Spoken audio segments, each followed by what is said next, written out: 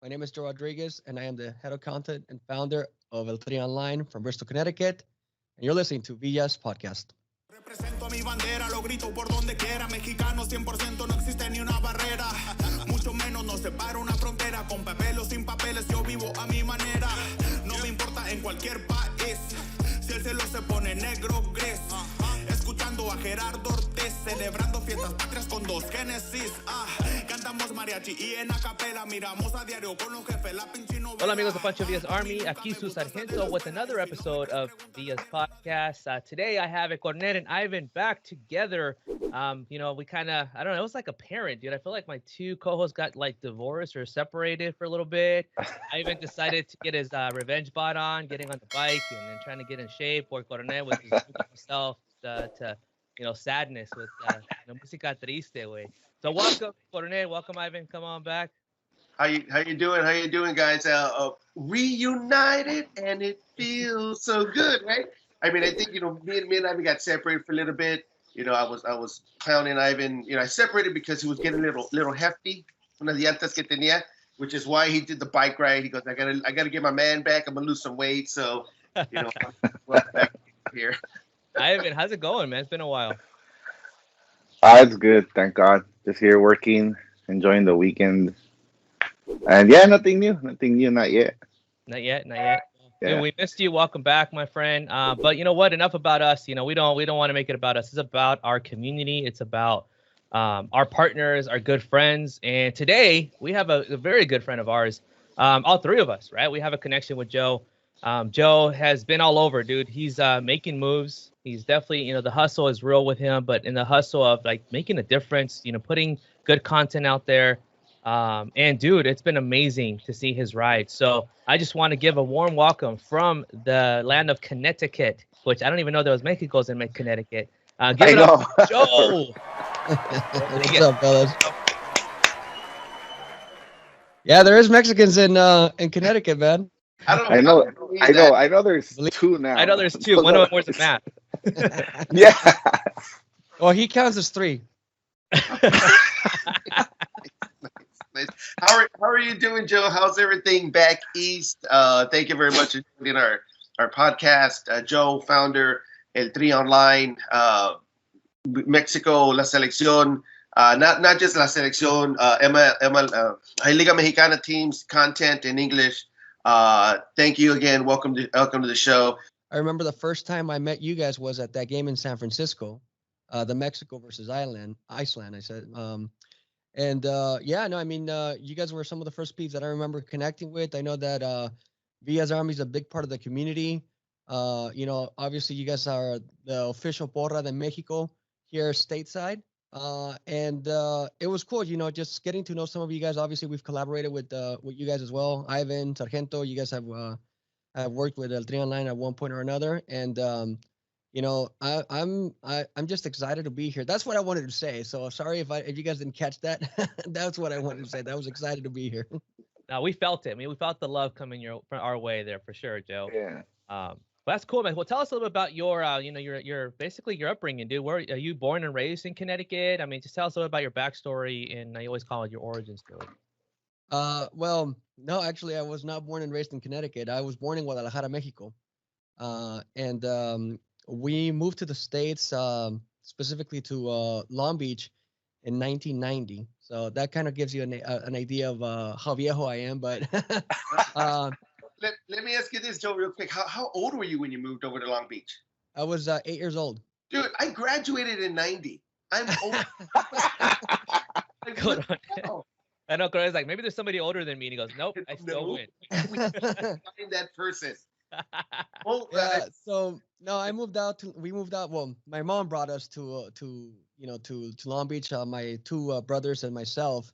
And we lived in LA, the LA region, for about 20 years. It was tough coming out here because I remember that growing up in Guadalajara, we were like Chivas diehards from the beginning, right?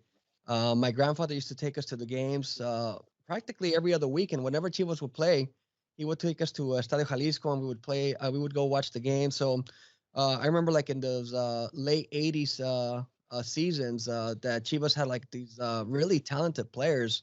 And born Chivas, raised Chivas, you know what I mean? It just comes from literally from La Cuna, right? So anyway, the crazy thing was that I remember when we moved to the States in 1990 in Coronel, I mean, you probably remember this. There was very, very limited Mexican TV, Liga MX television action, you know? It's not like today where now you can catch any game from anywhere in the world practically. But back in 1990, I remember having to listen to the Chivas games on a little AM FM radio, you know?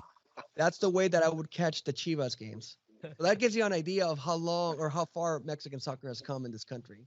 Oh, absolutely. You know, it's kind of nostalgic too at the same time. You kind of, in a sense, I kind of miss that nostalgia sitting around the radio because, again, the same thing I grew up in Riverside, so we would listen to Dodger games, right? We listen to Dodger games, Jaime Jarrin on the radio, and everyone's just kind of sitting around the radio. It's almost like family time, even though you have TV nowadays. Back then you had radio. It kind of takes you back a little bit, but I absolutely know exactly what you mean. Yeah, and to piggyback off of that, hey Joe, I'm pretty sure you remember, maybe Coronel, I don't know.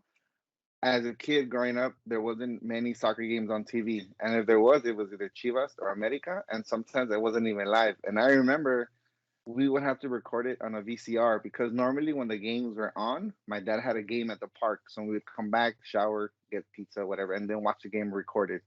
I remember that. Yeah. Now you can catch guys are like every old, game man. almost every week. You guys are old, dude. I remember the internet and having a tablet. You know, I mean, that's how I remember. I remember my parent would tell me, "Cállate," and give me a tablet to shut up. You know, I mean, you're old. No, I was kidding. No, but I remember those days, right? But then obviously, things have changed significantly. But growing up in Long Beach, I went to elementary school in Lakewood, and I remember it was like, you remember those blacktops? There was no grass in the schools. So I wanted to play soccer, and I remember I couldn't even play because, like, we would get in trouble. I remember they would tell us, you can't play soccer. And I was like, well, why not? It's like, oh, because you just can't. They wouldn't really give us a reason. Because there was no grass? Because there was no grass, I guess. They didn't want to scrape our knees. But anyway, that happened actually not just in Lakewood. It also happened at this other school in Cypress, in California. Dude, that's crazy. Oh, now, Cyprus. And now, I mean, all the schools are the schoolyards. Obviously, when everyone was in school pre-COVID, the kids are now like, soccer's the thing, dude. Soccer's like it's not. I mean, it's growing, right? But now it's the fad. It's like the cool thing to do. It's like the super, super cool thing to do because of the teams. I mean, because of the access back, to the teams in Europe and Mexico. And you got some superstars. You got Ronaldo. You got Messi. You got everybody wants to be like those guys. And nowadays, the kids, they just love it. It's a fad now. It's an it thing to do. In thing to do. I don't have stats for this, but I'm thinking too, like, when whole COVID hit, remember how everybody was doing like FIFA tournaments online? We missed this. Yeah, we did some, Ivan.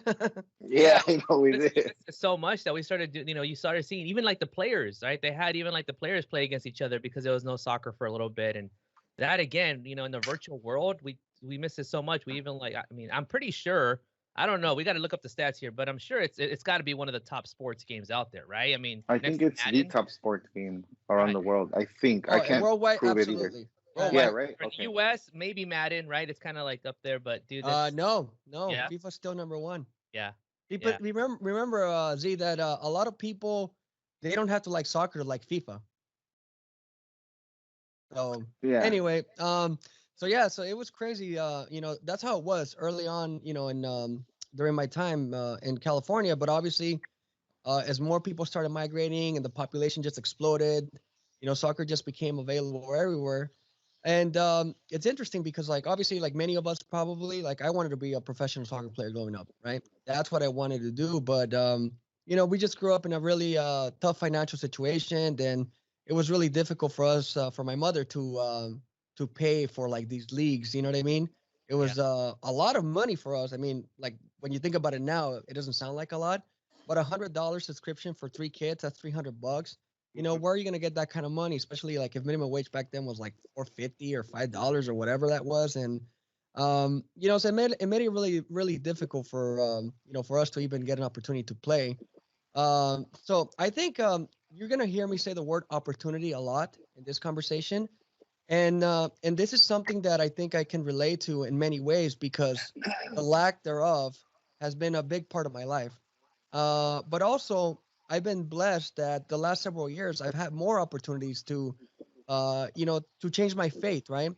Um, so growing up in LA, you guys all know this, like, tough neighborhoods in many places, a lot of cholos, a lot of gangs, violence, and all that.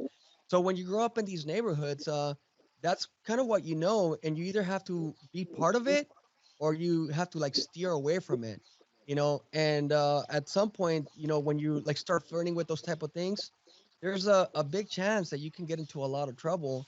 And a lot of my friends ended up like, just not doing so good. A lot of my friends ended up joining gangs. Some of them did drugs. Some of them ended up going to jail for life because they got into a lot of crazy stuff. But for me, it was like sports that always kind of like kept me at bay. Right? Soccer, like I wanted to like try playing soccer and doing this, so that kept me away from like going out and hanging with the homies and getting high and doing all that stuff. I just didn't want to do that, especially because you know that at the end of the day, after you start seeing more and more people get caught up and get into trouble, you realize that you know what, it doesn't make sense. So, that was Yeah. kind of like my early youth. And then fast forward to like like where I guess the foundations of what I'm doing now begun was that when I was in high school, I remember that I didn't have papers at the time. I wasn't documented, and it sucked because back then, and Coronel, maybe you might remember this, but back then, um, you couldn't go to college if you didn't have documents. You know, That's true. you couldn't get into any college, and you couldn't get any kind of financial help. So it was basically once you were done with school, then you just kind of have to like figure out like what the hell you were gonna do. So I felt like really helpless and hopeless, and I was just like, what am I going to school for, right? And on top of other drama, like I ended up like just dropping out of school. So like my senior year, I dropped out of school and I moved to New York. I literally just turned 18, and I remember like I packed up my bags, I moved to New York with my uncle, and I spent like a season there. I was there a year, just working, trying to figure out life, figure out like what I wanted to do. But that also like it helped build my character, right? Because now I was no longer with my parents and my mom and my family members. And back then, remember, like there was no internet access or Yeah. availability, right? 1999, like I had to buy those phone cards to like talk to my homies. You know what I mean? $5 phone cards. So like the communications was extremely tough. So, but it just again, it helped me. It helped define my character, right? What I did learn there is that if I was gonna be over there in New York, the only thing I was gonna do was just work. I worked as a pintor, like a painter's assistant, right? I remember like my hands, like I was such a like sissy, like my hands were like scraped away, and I was just like, oh, like I don't want to do this. But also again, the experiences of doing these things is what definitely makes you see, like, you know what, I don't want this kind of life, right? So came back to California, and then I started working, but I didn't have a diploma yet. And I remember for like a couple of years, I was just like kind of like in the limbo. I needed like the last semester to graduate, from high Okay. school. But I remember there was a conversation with a buddy of mine, and this guy goes like, dude, you think you're so smart, and you think you're this and that, but at least I have a high school diploma. Oh, He crushed me, man. But you know what? Sometimes you need Eye opener. Yeah, and that's what it was, man. So, saludos a ese vato, wherever he's at. Uh, what's his but name, uh, Joe? but What's his yeah, name? Fine. it opened up my eyes, guys, and I was just like, you know what? That's it. So anyway, I ended up like, enrolling back in school. I graduated 3 years late, but I graduated. I didn't Yeah. want a GED. I was like, no, I need a diploma. And that's what happened. I ended up getting the diploma, and then by then things kind of like had changed a little bit. I was able to enroll in college, right? Yeah. But it was those two teachers that I met. My high school teacher, Janet Buzan, who's a teacher or was a teacher at Fullerton in Fullerton, California, and then Terry Bells, who I met in college. And these two professors of mine are the ones that literally made me believe in myself because they believed in me. You Awesome, know, man. so that's kind of like how my I guess if you want to call it trajectory, started, right? Because Yeah. those people to believe in ourselves. Sometimes we need those opportunities to be given to us so we can say, like, you know what, I can do it. And then at Santa Ana College, man, like, that changed my life, because that's where I started like learning about production and learning about, like, you know what, we don't always have to be like soccer players, right? There's so many different opportunities in production. Yeah. And I remember like grinding and hustling. I got an internship at Fox Sports, had to like drive to LA, Mission Viejo, and all these places. Like, I remember like it was like sometimes I would drive like literally 150 miles a day, and they wouldn't give me gas money, like free internships and all that stuff. But it was the experience that was helping me, the connections that you were making. And then next thing you know, like I ended up getting an opportunity to work at Fox Soccer Channel. And I'm sure you guys probably remember them. Back in the day, Fox Soccer was one of the few places that showed Premier League and a lot of these other cool soccer leagues. And that again opened more doors, more opportunities. And then from there, basically, I worked there about like 6 years. And then the opportunity, which again, it was another game changer for me, like to come to work at ESPN. And that's how I shifted over to Connecticut. And this was in 2012, like January 2012. I moved here in the winter, believe it or not, guys. So it's like when some of us that moved to Arizona, of course we move in the summer. You move in the winter, right? It's Exactly. Like I don't know why that way, bro. Yeah. Like so in California, if you move to California, move when it's an earthquake. I mean, it's I get it, it's just one of those that happen. So anyway, so then my ESPN career was about like 6 years, 6.5 years. And then unfortunately, like, there was some layoffs, but it's the layoffs for me, like, actually, I'm gonna tell you guys, and this is a very honest story, right? A lot of people don't know this, but the year before I got laid off in 2017, I remember that I had already made up my mind that I was gonna quit, right? So I was gonna quit because I knew that I wanted to do my own thing. At ESPN, there was a lot of good people, very smart, very bright, extremely talented, right? They knew production in and out, and they like taught you so many great things. But the one thing that I knew that was an uphill battle was the inclusiveness, right? There were some people that wanted to push the inclusivity, but there was a lot of people that are like set in their own ways. They were like, no, this doesn't matter, this doesn't matter. And I knew that the population kept on growing and exploding, and a lot more of us were speaking English, right? So just think about this conversation alone. Think about the people just in the four of us, and how many people we know that are bilingual and bicultural, right? And that's what I was trying to drive, but there was a lot of pushback. I know that ESPN at one time tried to do like, Liga MX games in English, but then obviously like that was short-lived. I just don't think that they were giving it um the amount of time, because they expect results right away, right? That's the difference with a big company. They want results. So they didn't give it enough opportunity to, and enough time to see if it was going to work out or not. So then basically, like, like I said, that last year, I was like, you know what? I was like, I'm gonna just quit. I'm gonna start my own thing. And then when the layoffs happened, it was kind of like a blessing in disguise. I was upset, man. I'm not gonna lie. I don't know if you guys have ever been laid off or not, but it definitely stings a little bit, you know. But it stung my pride. That was really it. It's something stupid. It's all my pride. And at the end of the day, I was just like, you know what? Actually, the money that I'm getting from the severance was the money that I was gonna save the next year. So with that money and use that for something, and that's exactly what happened. And that's how Tri Online was formed. It's like, so basically, uh, yes, ESPN beat me to the punch, right? Because I didn't quit; they laid me off. However, because of that, I was able to start ETO.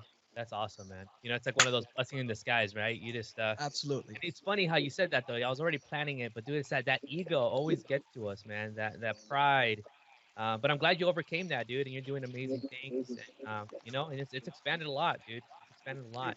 That, that that's crazy. It's funny that you mentioned that, Joe, because I worked for Best Buy, right? Big company, big corporation, and I was one of the leaders, one of the managers. And my thing was, there's a huge Hispanic market that was untapped, right? The buying power of the Mexican American, of the Mexican, right, is so huge, and we as a community, as culturally, we kind of just stick to our own, and we kind of just kind of, you know, we're it's a number that they don't take into consideration. So my thing, I wasn't in sales. My I was more not production, but inventory flow, security, and all that. But I started thinking, hey, we can get these sales, right? We started to focus on the Hispanic market. So, I sponsored tournaments, or I got the store to sponsor tournaments, soccer tournaments. We did Dia de las Madres, the festival. I tried to do mariachi. I even brought mariachi to the store. I mean, I did a lot of Mexican, Hispanic cultural things, right, to try to drive the business. And like you said, Joe, they were in, but they wanted results, right? So they were like, okay, for everybody that you guys do, you guys got for the soccer tournament, for example, they go, take these coupons, and then when they bring these coupons, you can track like how much sales you're driving.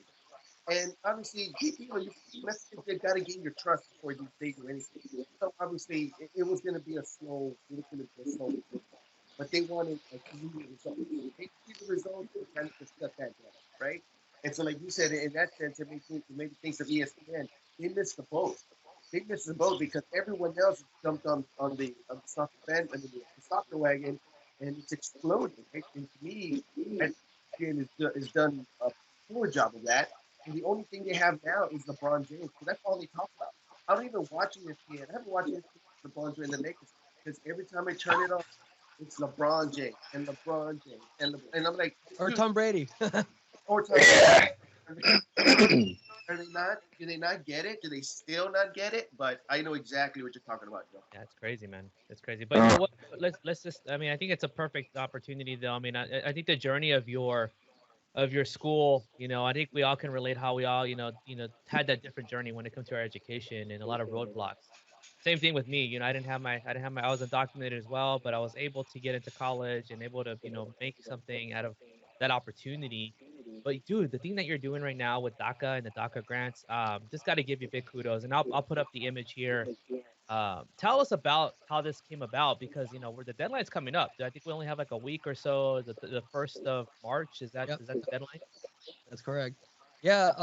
Well, I mean, as I mentioned earlier, like, growing up as an undocumented person, um, most people that cannot relate to that don't understand or can't even comprehend the barrier, the weight that being undocumented just puts on a person, right? It sucks.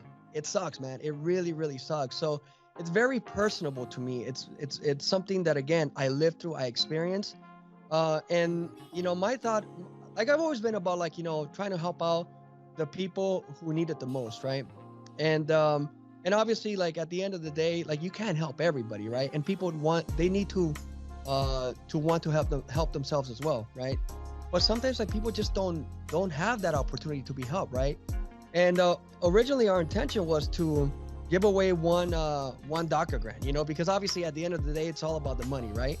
And our business is young, we're like starting out, and it's expensive for us. Like, I mean, like, some people go like $500, that's nothing, right? Yeah, it's nothing for like big players. There's, like, for example, Google, right? I bring up Google very often in this conversation.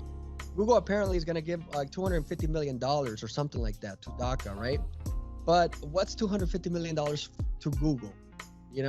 I mean, when a company like that bleeds money like crazy, it's kind of like, okay, cool. But, like, for us, I think there's a very close connection to our community, right? And we want to make sure that people know that it's not just about the money, man. It's about, like, making a difference. And you don't need to be a Google, or you don't need to be a big business thriving and making a lot of money to make a difference. So again, we wanted to do that originally, like, at some point last year. But then I was like, you know what, like, one might not be enough. So then I started knocking the doors, and, I started talking to my friends at Firme Mezcal, Supreme Asphalt Services, Incha Brand, and Elizabeth Graphics. And they're all Latino-owned businesses, and some of them actually probably know friends or have family members who are undocumented, right? Or were at one point. So they can all relate to the situation, and they all understand that. So then these companies ended up, approving a grant. And then I was like, oh man, this is great. And that's kind of like what ended up happening, right? So then at the beginning of the year, we launched the campaign. Big kudos to Ramon. Ramon has been instrumental in helping me, like, put the campaign together.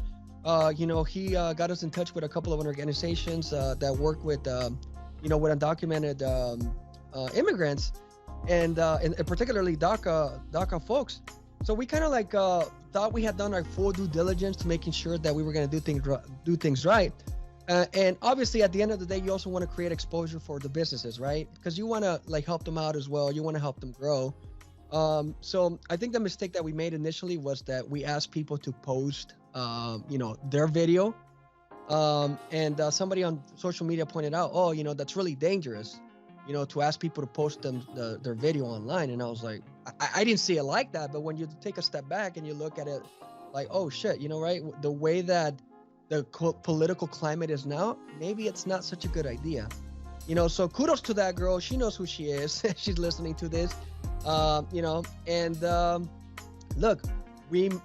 I talked to the sponsors. I told them, look, here's what's going on. Because for the first 2 weeks, we had no submissions, right? Just a couple of emails, but no submissions. And we decided to make the change, make it private. And now after that change, and we started getting a little bit of traction, and we were fortunate that some of our connections in the media ended up making story about this. And somehow, I to this day I still don't know who or how it ended up getting on Despierta America. And I think that was the big game changer, because after that we ended up getting like over 100 emails in a day, and I was like, whoa. That is a great story, bro. Yeah, I so think it goes back to what Coronel said too, right? When he talked about how in Best Buy, you got to earn the trust of the gente, right? And sure. And in your mind, you didn't see it, and I'm just glad that somebody spoke up and told you, because dude, that's really, it is. And Zargento, it's crazy because again, I mentioned about I mentioned pride earlier and ego, right? And when this person said that, and again, a complete stranger, I don't know that person. But when she said that, I was very defensive about it, because I was like, that's not what I'm trying to do, man. Like, I'm not trying to put our people in danger, right? And it took me a minute, and like we have to be like emotionally intelligent, right? We have to be smart about like the way that we do things and say things. And I'm growing on that aspect every day, and I work very hard at it every single day. And I'm going to continue to do that the rest of my life. But I know that, she was not being mean about it. She just told me her perspective, and we have to listen. And as long as we're good listeners and we're able to grasp what people are trying to say, we're going to be able to get things done correctly. And yes, we did. And you're absolutely right, Sargento, that, she spoke up. That made us see things in a different way. And because of that, like, the program, I feel, has been extremely successful. We've had a lot of people that have sent us their videos, and some people have been very, their stories are amazing, and that's what we want people to understand, that we're not going to share their names or information. We're not immigration, we're not trying to like do like secretly like this immigration roundup. You know what I mean? Like, that's the last thing that we will want. We just want people to understand that it's safe with us. We're raza, and we're going to do whatever we can to try to help everybody out. Speaking of helping everybody out, Revolucion Cantina, recently announced that they were going to be part of the program, and they decided to donate a grant. And then we had 2 more individuals that decided to donate like private grants anonymously, so it's incredible, like that community members are like just showing up and stepping up. They know who they are. And I just want to give them a big shout out, because it's really because of them that we're able to do this. That's great, man. That is amazing. Coronel? That is awesome. I mean, and I think thank you for those organizations that are donating and helping you with this movement, because we all know somebody. And everyone's story is very, very unique. We've all come here, right? I mean, I was going to be born in Mexico by a matter of weeks, right? But just my mom decided to come back home, and there were certain things that happened, and she decided to come back to Texas, right? And again, just my story is unique, and everybody's got a unique story. And so I just kind of really wish we could, do something and help everyone out. You know what I mean? Because it's tough, bro. I mean, it's tough. My dad did not have was here illegally as well, so you had to work under the table, and then I mean, the struggle is real, right? The struggle is real, but I think we're squashing that notion. We had a good conversation last podcast about that whole guiñac, right? El mejor enemigo de mexicanos es mexicano.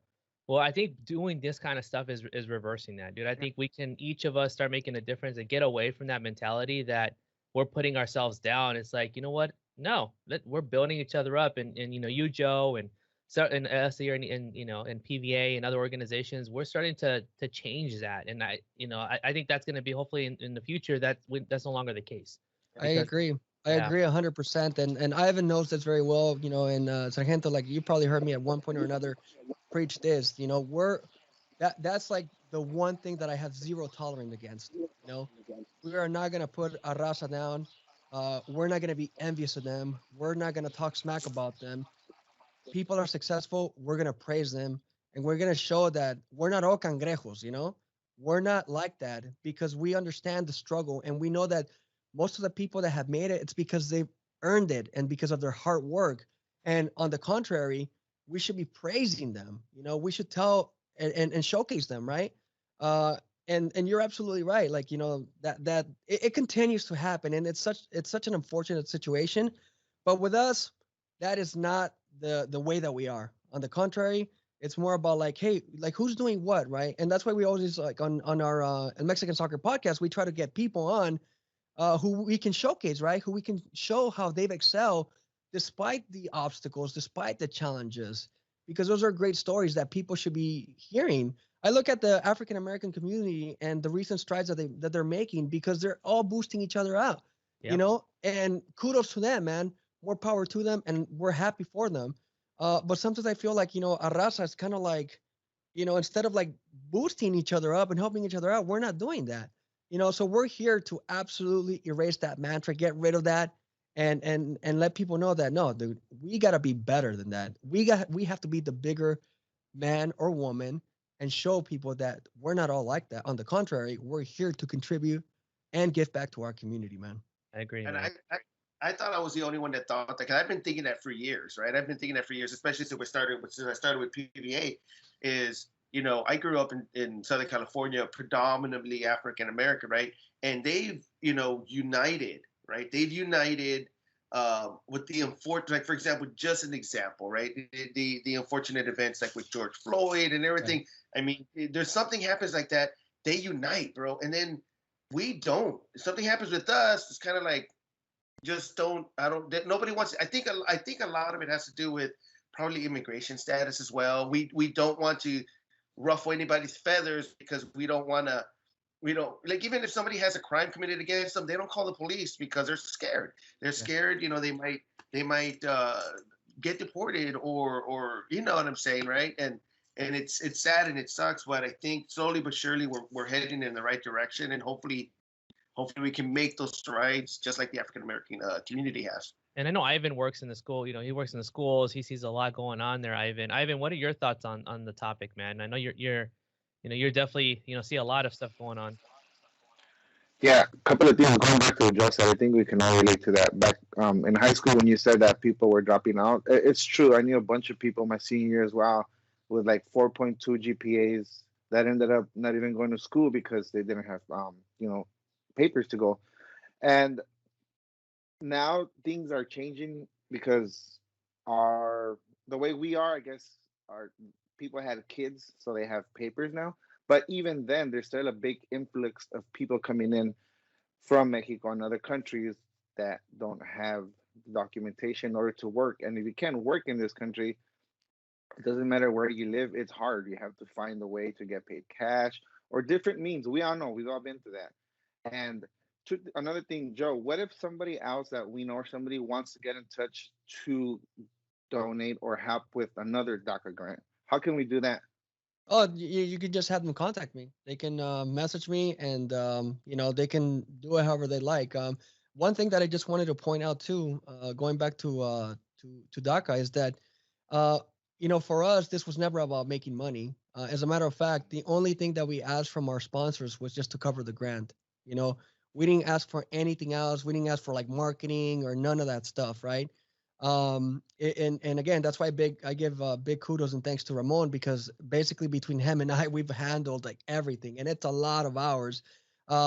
Every single one of those emails that have been sent, we've taken our time and replied back to every single question. And sometimes it's like, when you get them, you're like, oh, damn, that's a lot. And you have to read them, man. And la gente también, they talk to you in Spanish, right? And they write to you in Spanish. And you have to reply back to all of them, and you have to inform them because they're curious, they have questions, right? And you want to make sure that they don't feel like a lot of them are probably like technically not as technically inclined as others, right? But we can we cannot take that into account, right? We have to do whatever we can to show them, hey, in order for your submission, you either need to send us a video, you can just email it back, or you can write a letter, and and some of them don't even know how to share a post, right? Some of them don't even know how to like take a video and email it to you. So like these challenges are the ones that we're kind of like dealing with, right? But it's the work. That's what I'm getting at, right? Yeah. It takes a lot of work and dedication. And for us, that's what it's been all about, making sure that people understand, get all their questions answered. And if they have any doubts or concern, we're there to basically tell them what they need to do in order for them to be qualified. And go ahead. No, go ahead and finish, Joe. I was just gonna say, and to answer like your question in basic terms, yeah, like I mean, my goal is for us to hopefully be able to cover every single person that applied, man. That's my goal. Man. So That's the more the awesome. merrier, Ivan. If somebody wants to donate, I mean, by all means, man. We already have more than the limit of people that have applied. So Yeah, we can Oh, definitely okay. put it to use, Yeah. right? We have Uh, somebody that can take advantage or use it, right? Benefit yeah, from it. we can ask around. Another thing too, Joe. You brought up an interesting point where you said the technology aspect of it, and I think that relates to a bunch of other things that are actually happening right now. For example, um, the older generation here, and they want to get the vaccine for coronavirus or what have you. One of the big obstacles that they've seen here is that a lot of everything is online, and some older generations they don't know how to work the online aspect of registering for the basic email or anything like that. So, thank you, Joe, once again. Thank you so much, even for the opportunity to work with ETO and for everything that you've done for the community, not just here in LA, but across the country with everybody that contributes to and or with El Tri Online. Yeah, thank you, Joe. Again, I mean, this is really good stuff. That information is out there. We'll share your contact information as well on all your social media outlets, the website, the email. But let's transition into as we wrap up. Oh, go ahead. See, before we move on, Joe, if there is anything that we can do, me personally, I know Ivan and Z would also love to help. If there's any help that you need that we can help you with, by all means, please ask us because we would love to help. I mean, we'd like to put our little granito de arena again because that's something that we're very passionate about. I think everybody, the humanity part, we get passionate about it, and that's kind of like one of the reasons why I got into coaching soccer is, I saw a lot of our Mexicana sisters, younger sisters, I should say, they don't know how to fill out a college application, right? They don't know the process. They don't know. So it was more of a, okay, well, we're teaching them soccer, but you need to look at college, right? Just like someone with just like your two teachers, right? They don't know because a lot of them are first generation Mexican American, and their parents don't know, obviously how to fill out when you start applying for colleges, when you start. So again, we've all got that desire. So anything that you need, Joe, let us know, and we'll definitely do our best to help you out. Oh, thank you very much, man. And you mentioned college and how important that is. So I remember, and I just wanted to tell you guys really quick. So I was going to Santa Ana College, community college. So for those of you guys that are familiar with it, I literally finished just my AA requirements, right? But I never did the graduation. And I remember that, I started working, so I was just like, oh man, it's going good. So why do I need to get a degree? I never thought about getting a degree, right? Because I was moving up, getting jobs, and I was like, okay, it's going well. But then I was like, oh, maybe I do need to finish my degree. Anyway, I finally got my bachelor's degree last year, man.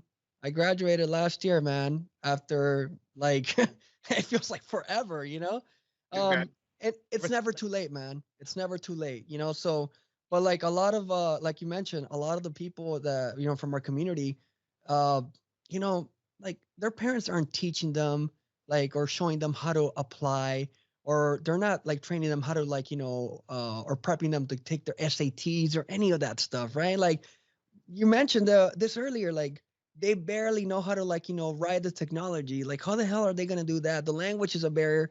So many different obstacles for our community, man. And I think that's why it's super important for any organization that's out there to give back to them, to do it, and I appreciate you guys, like, spreading the word. Like that's what we need, right? Just spreading the word, making sure that people are out there, helping promote the situation, because it's the awareness that we lack sometimes, right? It's spreading the word. And then also, like, what, at the end of the day, hopefully this is something that is going to spark a fire, right? And it's going to make other organizations want to do something like that. Again, you don't need to be a $1 billion company. You don't need to be a top-notch business. All it takes is one person to make a difference, man. Does, man. Well, thank you again, Joe. This is we're definitely gonna do our part to help spread the word. I mean, I'm just mad. We should have done it earlier, man. I was like, we were sitting there, I'm like, dude, Joe's doing this amazing thing. Why aren't we talking about it? But like you said, it's never too late. Let's get some more applications. Hopefully, change some lives, and at least get people curious to like, hey, if this is not opportunity, there's other opportunities. Like, go apply. That social divide is real. A lot of folks definitely don't have the means to technology and the resources. If we can put something out there for them, then you know what, that's one step towards the right direction. But now we just transition. I know we talked. This is a good topic, man. We can spend the whole hour here, but we always like to have a little fun at the end, mix it up a little bit. So Joe has been in a lot of our tailgates, a lot of our parties. We have a lot of good memories with Joe. A lot of our folks in LA have seen Joe in the various ones. I think even there's been a lot of trivia games that he's a part of. So I just want to show a quick clip. He did one for our folks in Texas. But I love this clip because it just, I don't know, it's a short clip, but it tells a whole story, and we all can put in the narrative. And I just have a blast every time I watch this. So let's just watch it real quick, and then we'll talk about it. Hey, what's up, compas from the Tri Online? I'm Joe Rogriguez, and we're right here in Arlington, Texas. Pancho Villa's Army still holding it down. The party does not stop. I'm here with Elton Sanchez. And your name? Ramon Laredo. So I'm gonna ask these guys 3 questions each. Whoever gets the most answers is gonna win a Mexican national team jersey. Are you ready? Yeah, I'm ready. Are you ready? I'm ready. All right, starting off with you, sir. Who was the player that got hurt today early in the first half?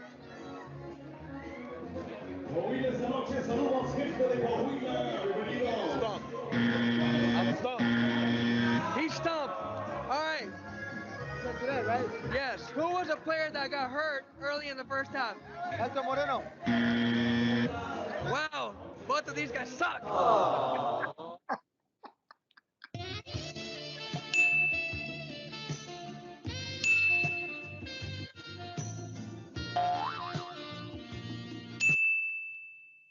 All right, so that's it. XX. Next question for you, sir. Who is Mexico going to play next? Wales. Who is the first opponent of Mexico at the World Cup? Germany. Now we're going to make it a little bit tougher, but I'm going to switch it up. Now I'm going to go to my friend right here first. Which player has the most games played for Mexico ever? Hector Herrera. Oh, ever? Ever. Yeah. That's Suarez. What? Are you ready? I'm ready. All right, here we go. What team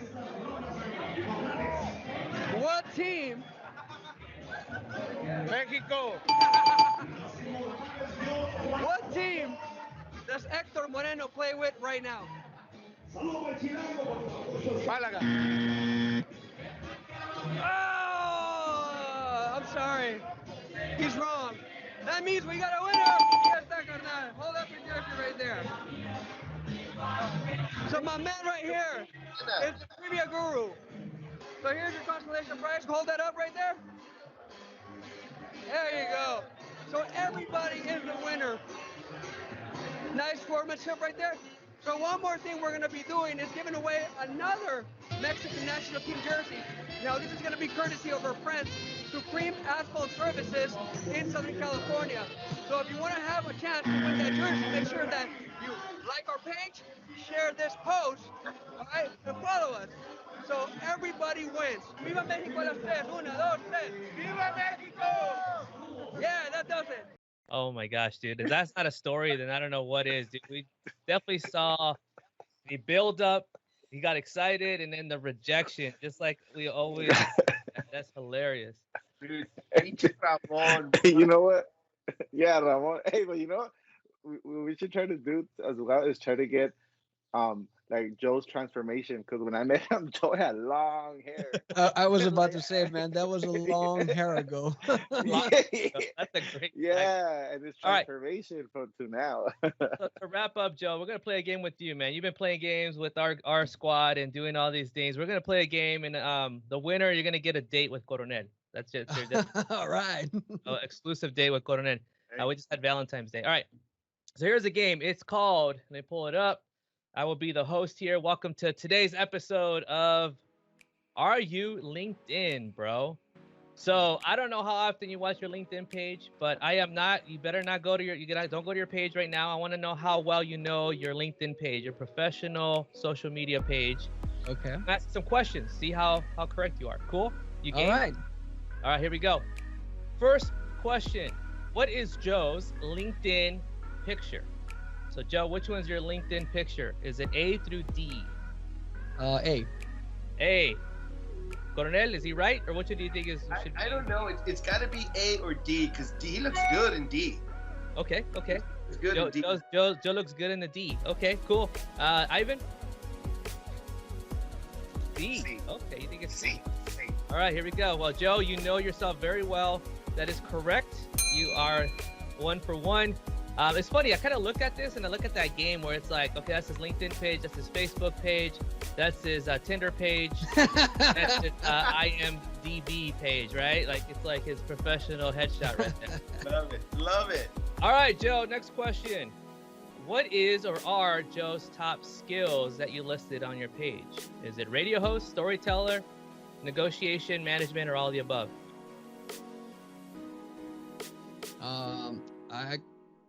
I want to say all of the above. All of the above. That is correct. Good job, Joe. 2 for 2. Ding, ding, ding, ding, ding. Ding, ding, ding, ding. All right. Next one. This gets harder. Who wrote this as one of your references? It was a pleasure working with someone as knowledgeable, talented, and ambitious as Joe in ESPN. He always sought out the important storyline and soccer content I produced and pushed it towards SportsCenter. Joe was always someone willing to help you at any way he can. He made full use of his bilingual skills to target new Hispanic audience, making him a tremendous asset in production. Damn, man, dude, that's some good kudos right there. Who was it? Was it Leo Hernandez, Chris Scott, Alex Peña, or Sri Rahman? I want to say that was Chris Scott. Oh, Alex is that Peña Sri? wrote this. Alex Peña. Oh, Alex. Oh, okay. All right. Alex is a Tejano. Is he? Tejano. Yeah. Tejano. So this is Alex Peña. Yeah, he's a really, really smart guy. He's part of their stats and research team out there in Bristol. Hey, then before we get off of this, before I ask you real quick, Joe, how do they, like you mentioned, stats?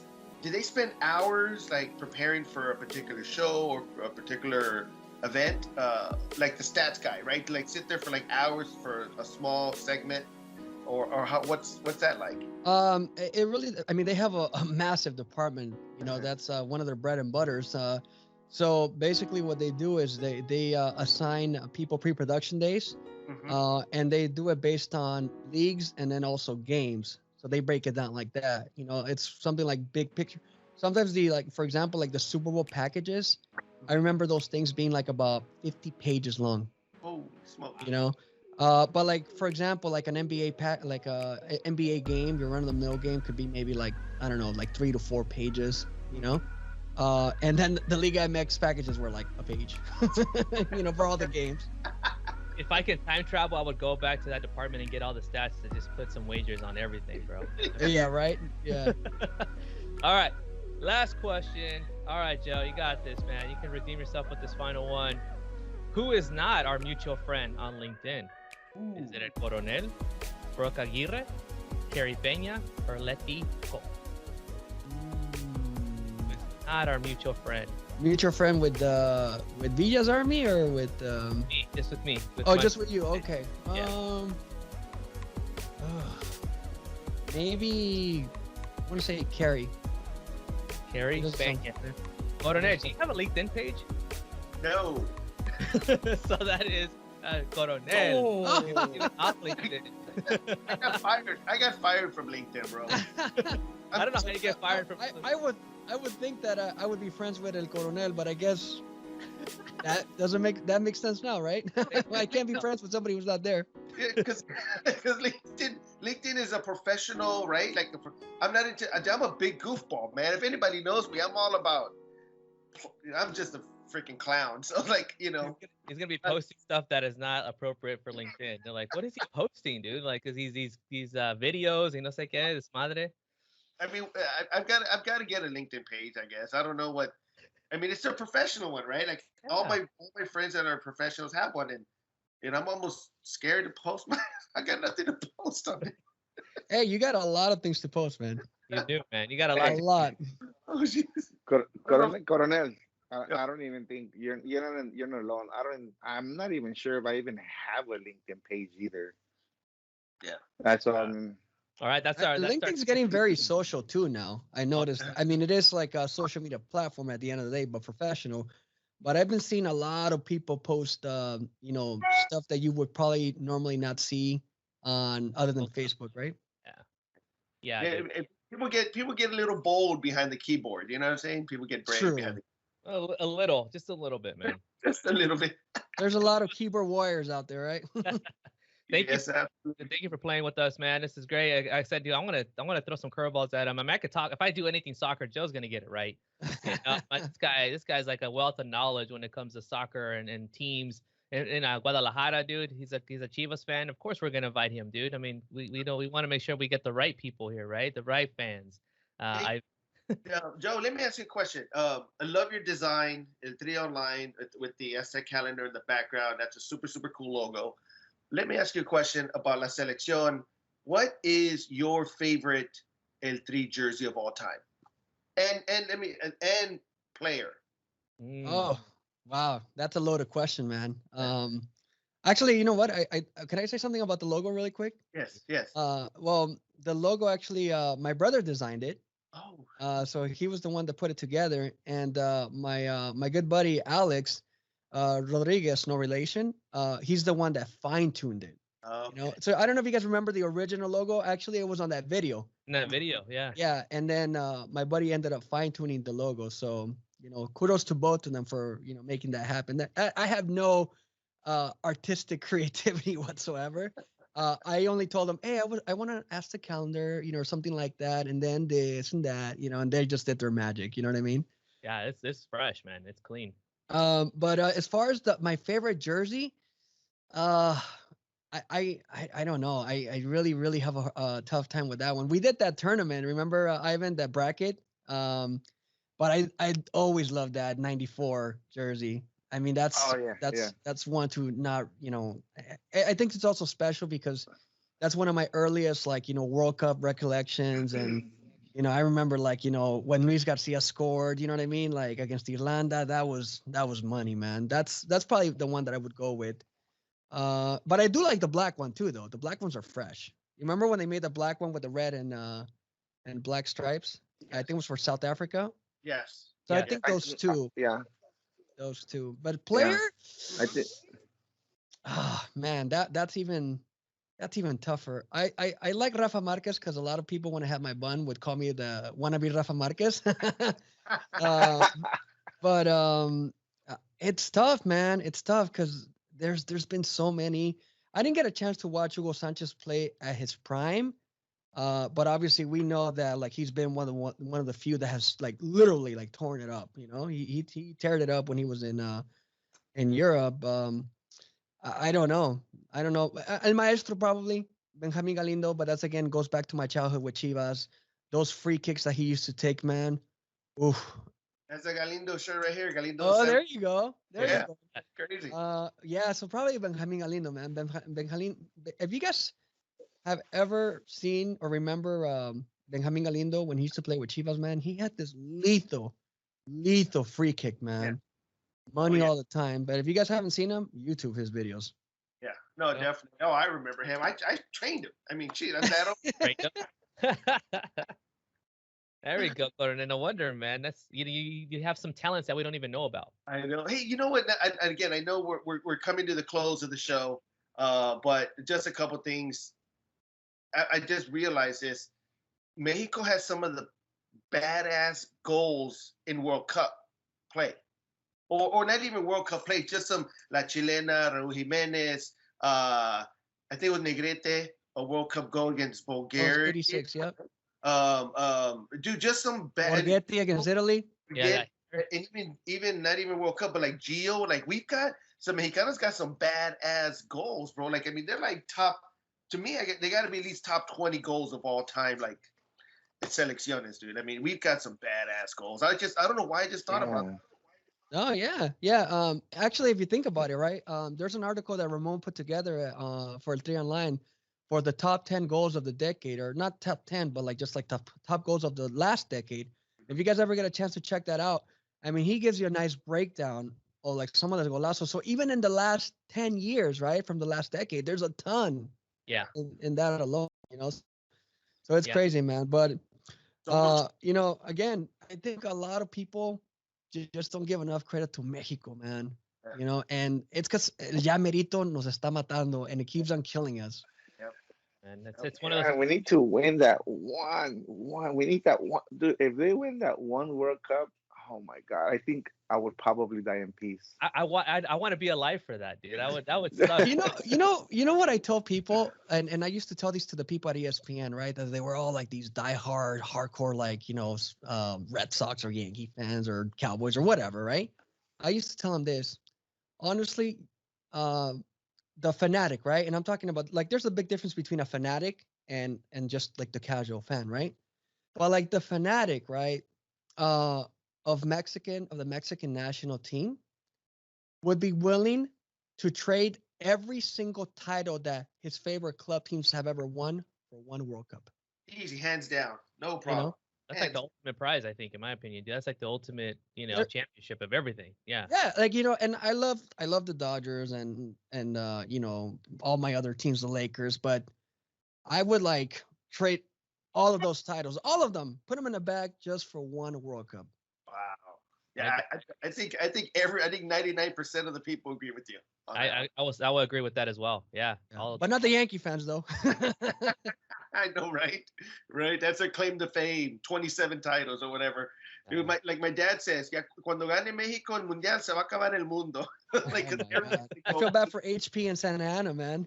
Yeah, everyone's gonna go ape shit. So yeah. We're gonna win it. We're gonna win it. Yeah, you know, imagine what can happen. Just look at what happens when we qualify.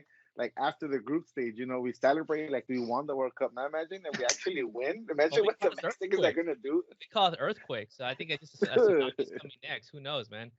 But for real. Thank you again, Joe. I mean, again, you know, we always enjoy having amazing people, amazing stories join us. Thank you again for everything you're doing for the community and what you're doing for our voice and getting our stories out there.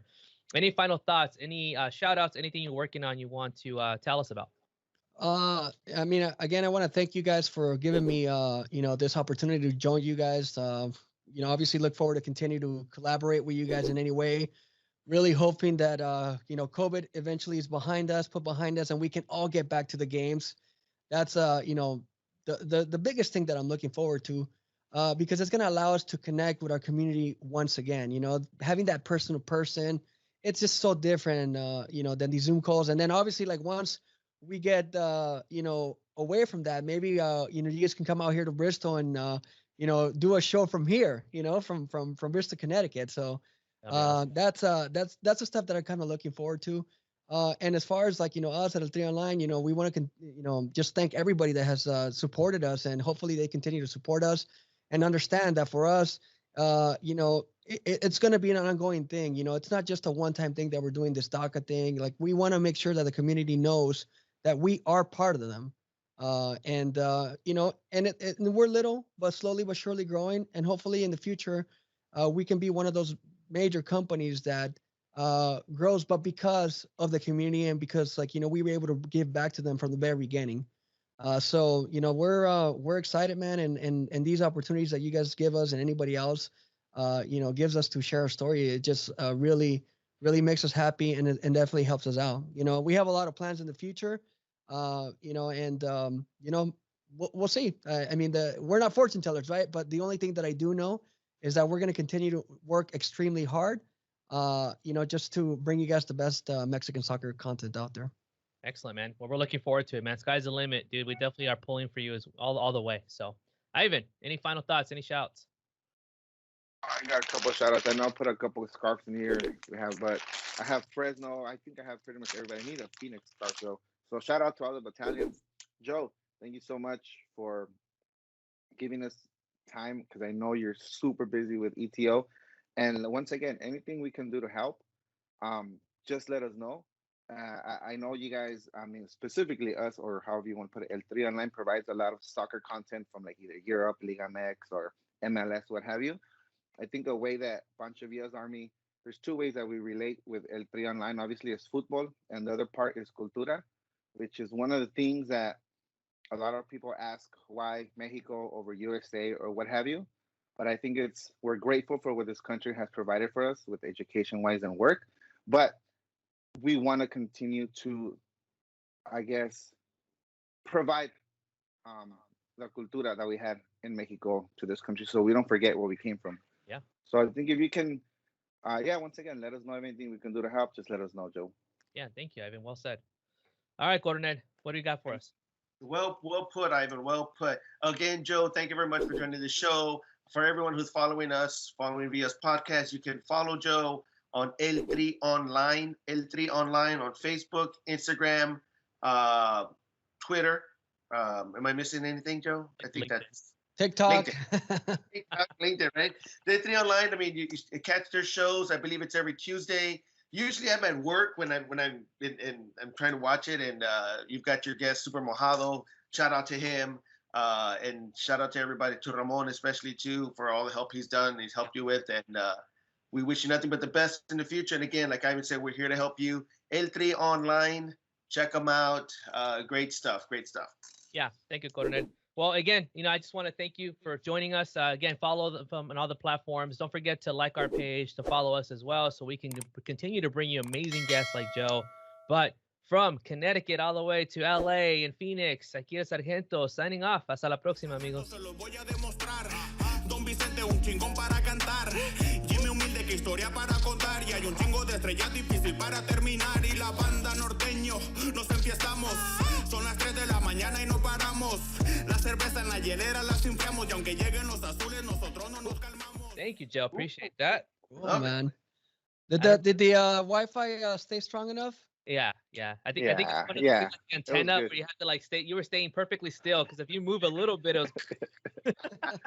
I think he went to put foil paper on the antenna or something like we used to do before.